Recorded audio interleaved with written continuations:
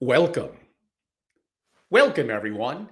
It's Angelo Robles. And for those of you live on this Wednesday evening, I hope you're having a great day and a great week. Everyone, I'm Angelo Robles, and welcome to, well, my 10 brutal questions every family office must answer. Now, I did a variation of this 6 months ago when I was in Vegas. It's been updated. Well, things change after 6 months. And I think this is probably something twice a year, every 6 months that I'll do. I hope you have a chance to enjoy it. It's relatively short, 12, 13 minutes.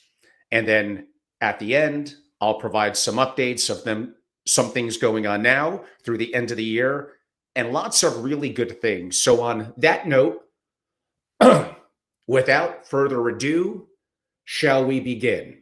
Again, 10 brutal questions every family office must answer.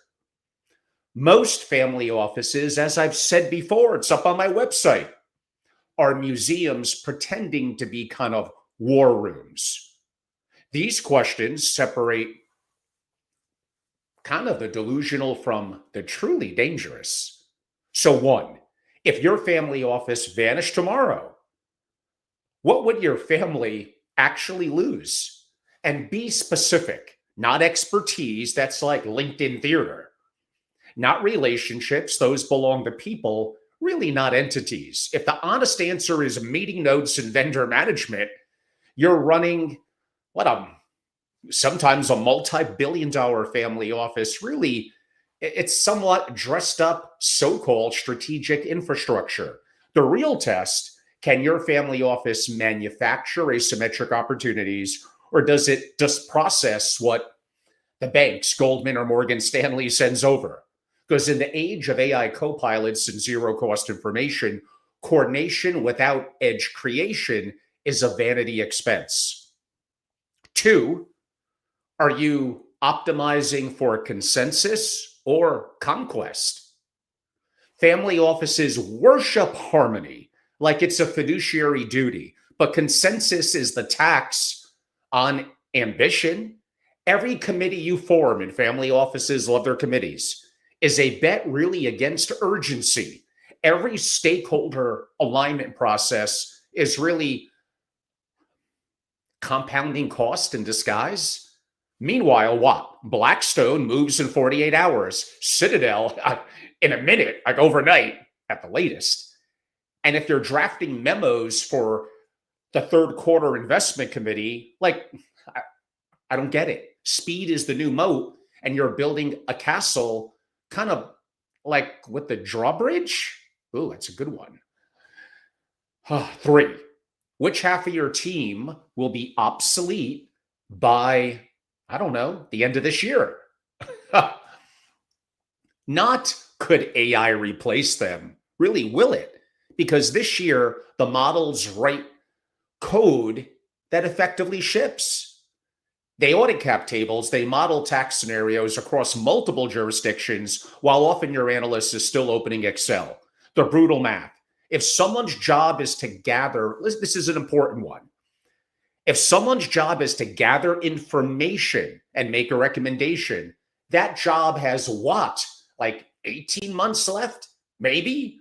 The only question that matters now: who is on your team?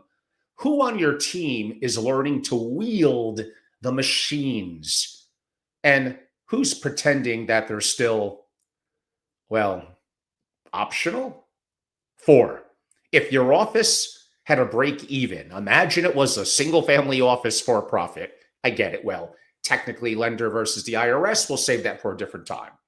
Would anyone pay for what the family office produces in the true sense of the word? Strip away the family subsidy. Imagine you had to compete for clients. Would anyone hire you? Would they rehire you? Most SFOs are cost centers with kind of country club economics. Members tolerate the dues because they like the company. But when liquidity tightens, and it will, families stop funding what they could buy better, faster, more cost effectively on the outside. If you're not generating true alpha, access, or intellectual property that compounds your reliability kind of wearing a family crest. 5, what's the lie you're all pretending is really strategy? Every family office has one. The polite fiction everyone maintains because naming it would detonate like probably an org chart. Maybe it's, well, we're multi generational, when the truth is, Gen 3 is counting down to the liquidity event.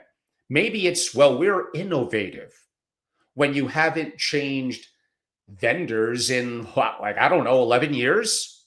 Or maybe we're aligned when half the family wants growth and the other half wants safety. And nobody's allowed to really say so, to express their opinion. Transformation starts when someone stops being polite. Don't worry about being liked. Be respectful, sure, but start being accurate. 6, does your governance, I do talk about governance, does your governance enable decisions or embalm them? Most family office governance is performance or, I'm sorry, boards that don't decide and are a waste of time usually. Committees that don't commit, meeting minutes that document avoidance, dressed up as, well, this is further analysis. Real governance is a weapon. My God, I'm missing some of the Yankee game for this. I better hurry it up. Like, it kills ambition, compresses cycle time, and removes excuses. If your governance can't answer, I don't know, a $10 million question in 10 days, you don't have governance, you have organizational scar tissue. 7, are your heirs building the empire or really building their exits? Watch what they do, not what they say at Thanksgiving. Are they learning the portfolio or learning to diversify away from it? Are they asking for responsibility, bring it on, or asking for distributions? Every disengaged heir is a signal that your family office has become like a trust and like a lobbyist, not a mission really worth joining. You can't mandate meaning, understand that. And if the next generation doesn't believe in what you built, well, neither will it really anyone else, like the market. 8, what's compounding faster, your assets or perhaps ignorance? You made your first billion in oil and real estate, I don't know, SaaS? Well, congratulations, because that playbook is now maybe legacy code. The markets you don't understand, AI infrastructure, synthetic biology, sovereign compute, upcoming quantum, are moving space tech, biotech, I could go on, are moving at 10x the velocity of your expertise. And velocity without wisdom is very expensive volatility. The families that survive won't necessarily currently be the richest. They're the ones who learn faster, adapt and iterate and execute faster than really the capital compounds. 9, if your system broke for 72 hours, how do you like this one? Would your family be sovereign or stranded? Imagine the grid down, banks closed, no ACH, no DocuSign. No, well, I'm going to call the office. Do you have what? Off-grid power? Local liquidity, not in accounts, but quote unquote in hand? Decentralized data custody? Comms that don't rely only on a Verizon? Most families are 3 bad days away from realizing their wealth was always permissioned and really not truly owned.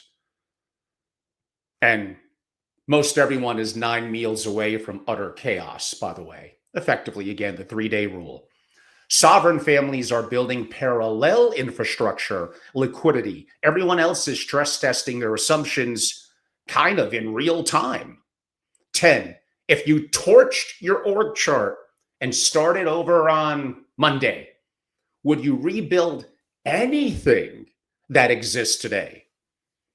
This is the question that ends careers and starts legacies. Would you rehire those people? Probably some.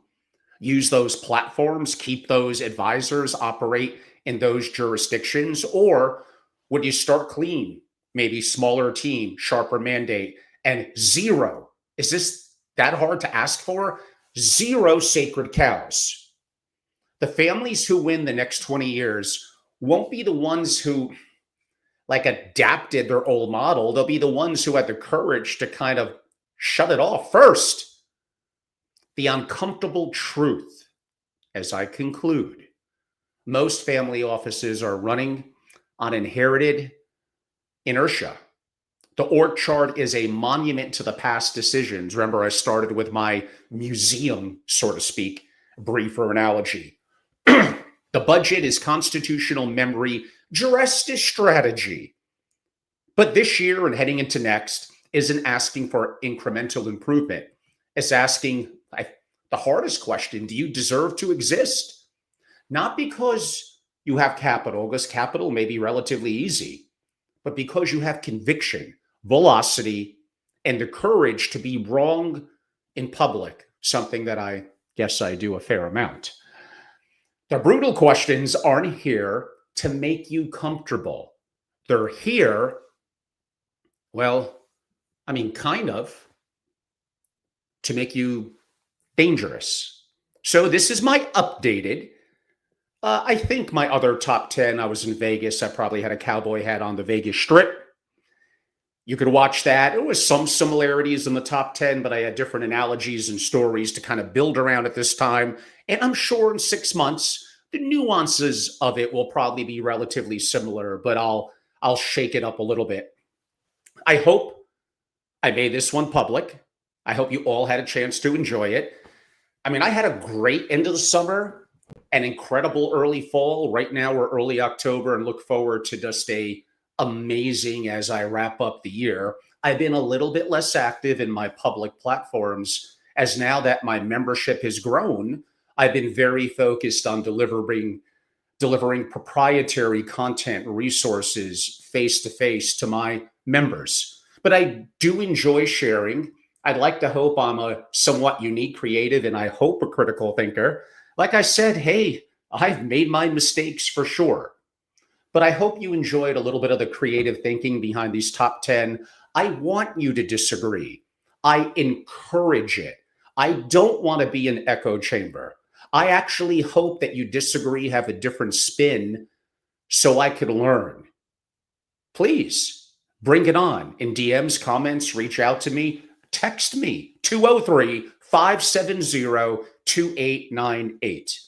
I want to hear varying opinions because I just don't have all the answers.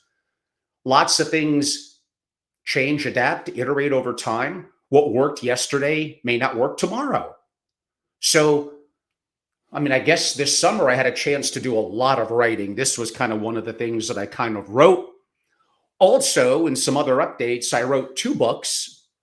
They'll inevitably first quarter be in Kindle, but for now, I sharing them with my members, and I made some select announcements on my 10 things family offices could do in AI right now.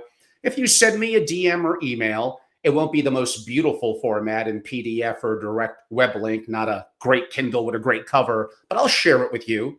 And the other one is Billionaire Mastermind, around the psychology, the strategy, the actions of my 20 years knowing the super rich, traveling around the world, of course, smoking cigars with them in boardrooms, battle tested, and a lot of insights that I learned. I take a lot of notes, and I'm very excited to share that. That's going to be wrapped around something even deeper in what I call Billionaire Mastermind. So in the coming weeks, I'm not really in a rush. I'll have a chance to, maybe I'll go with the word unleash that. I have lots of things that I wrote. Some of them I share in kind of video format, a little bit of a combination of that and what's in my head with this. I hope to be able to do something like this at least once a week, and more so proprietary for my members of my private community, SFO Continuity. I had a great consulting assignment this summer that kept me busy. My 3-day program in New York, my forum, which is my second biggest after every March in Palm Beach. I will be leading a session in New York at the Alternative Investment Conference in October. I'll be kind of heading up to some degree 2 specific sessions in the Cayman Islands in November. I very much look forward to that. I will be at Art Basel. Not sure if I'm just going to attend, enjoy, meet some members, have dinner, or do something a little more formal. I still have multiple breakfast and lunches over the next couple of months in New York, and I'm already turning my attention to what will be effectively 4 days in Palm Beach in March. In-person events are incredible. That's where you collide with others of incredible thoughts. I try to have an incredible ratio of families relative to others. And luckily, being a membership-driven organization, we have the finances and the resources to do that. And that does make a difference and that does matter. But I also believe in creative content, original content, outputting writing, books, and my videos. And I hope you all have a chance to enjoy it. Oh, I did forget. Many of you have not heard me mention it as much as I did in the spring and summer. I am still incredibly active in AI. That was a little bit of some underlying themes on my little parts of my top 10 today. And I have my next, it's up on my website, angelorobles.com, my AI Family Office Masterclass, my last one for this year, which is November 5th and 6th in New York, in-person immersive 2 days. I got incredible instructors. I myself have now put in over 80 hours in vibe coding, building certain platforms, internal apps, and one other that I may make more public. My God, I can't believe I'll be on the App Store, but we'll find out in the next 30 days. Lots of incredible things happening in AI, in robotics, in investing, in really, I'm a big believer in keeping it sovereign, keeping your most proprietary data, not touching the cloud, not training the systems, and how to do that and build that. And you learn all of that. I admit it's a bit of a premium. It's not going to be for everyone. I just want a couple of people. It's all up on my website at angelorobles.com. And I will be doing more. I don't know if I'm going to have time this year. I'll probably take on 3 or 4 of my family office mansion assignments in 2026. That's also up on the website. That basically is me, and depending on your needs, a team of 3, 4, 5 family office dream team. Could be legal, accounting, financial, AI, integration engineer, cyber, depending on what you need and what you want. Renting a beautiful opportunity in a mansion, could be Scottsdale, could be Vienna, UK, depending on a little bit. I want to get you away from your setting, even me, even my dream team, and we just immerse you. We're 24/7, well, maybe not 7, maybe 24 for 4 to 5 days. Being in the same house, got a great chef, cigar and wine, but really they're 10 to 14 hours, if not more, to knock things out that need to be done, to have a radical transformation in your family and your family office. And I will be doing, because that's where the requests are coming, some really custom and build out AI family office. So that's been where a lot of the interest lies. I'm still shocked after talking about this for a year and about really being focused on it for about 9 months now, really since the holiday season ending last year, like just not seeing others jumping on board. A little bit on the investing train for sure, but on the sovereign part, the hardware, the build out, building own apps, AI agents, and really doing amazing things. It's so amazing what's happening. I can't believe, do not let ego, ignorance, and fear get in your way. Please. This is happening even faster than I imagined. Like, how could you not want to learn a lot more, be a part of an organization like what I built? Join the masterclass. For those of you that have the resources and really want to immerse, one of those family office mansion experiences, which is really 1 deep week of hardcore consulting with an amazing group. Not just me, it's lots of smarter people out there. Knowing who they are, encouraging them, and being a part of it is very, very important. So I am busy. I've not been quite as much public facing, and it was also the summer. So I'll be back more than I've been about the last 60 or so days. But again, things are going great in the membership. I'm very focused on that. Got multiple things upcoming to wrap up this year. Got a great first quarter, mainly anchored around Miami late January and really Palm Beach in March. And no, it's not too early. I'm already in negotiations, probably signing the contract on that. We'll probably do a private home, definitely Churchill Cigars, and one of the main dinners at the Breakers, at Colony, at some of the great restaurants around Worth Avenue, and our main resort venues. So that's a multi-month project, a lot going on. So, like, now's the time. We're past the summer. We have a good run of the last couple of months of the year. If you're a family, if you're a family office, now's the time to jump on board. Go to angelorobles.com, learn all about it. And if not, enjoy what I output on at Family Office on YouTube, LinkedIn, my socials, my other platforms. I'm happy to share insight where I could. And if you're someone else who serves the community besides the more public facing that I noted, there are, I mean, my AI masterclass is really open to anyone, legal, accounting, it doesn't matter. You pay the fee, you're in, and it's intimate and it will rock your world. It will change everything. I can't believe me as a 60-year-old man is spending near 100 hours building out with vibe coding apps. A year ago, I never would have thought that. Now, the promise that it's super easy, you just go on Lovable and Bolt, and 11 minutes later, which I did claim once, or an hour later, okay, it's a little more complicated than that. But if I could do it, you could do it because you're awesome. So learn more about what I'm doing, jump in, participate. I hope you enjoyed the top 10 today. And again, give me feedback. It's okay to disagree. Sometimes I could be a little bombastic, I understand. But you have to admit, there must be some grains of truth, some rattling the cage that you're not used to in the boring, vanilla, stodgy, very slow moving family office world. And if you're an executive in a family office, like, I want to be your best friend. I really want to work with you and help you be a part of the group, learn a lot more about AI. It's going to be job preservation for probably years to come. Like, how could you not see that? Well, enough about that. You all know where to reach out to me. Thank you all so much. I'm going to go. Those of you that are live, God knows what my New York Yankees are doing. They were down 1-0 in like I think it was the bottom of the second where I last left off. So don't tell me anyone. I'm going to shut this down, run to my TV, not even take this off. I'm going to wait until probably after the game. And again, I appreciate all of you. Thank you so much. I hope you enjoyed it. And please give me feedback. And I desire criticism. Maybe you could give me some other criticism than your hairline gets worse and worse every time I see you. I know that. I'm probably going to have to shave it off. I'll keep the beard, of course. But we'll see what the next year brings. Anyhow, on that note, thank you all so much and have a great day.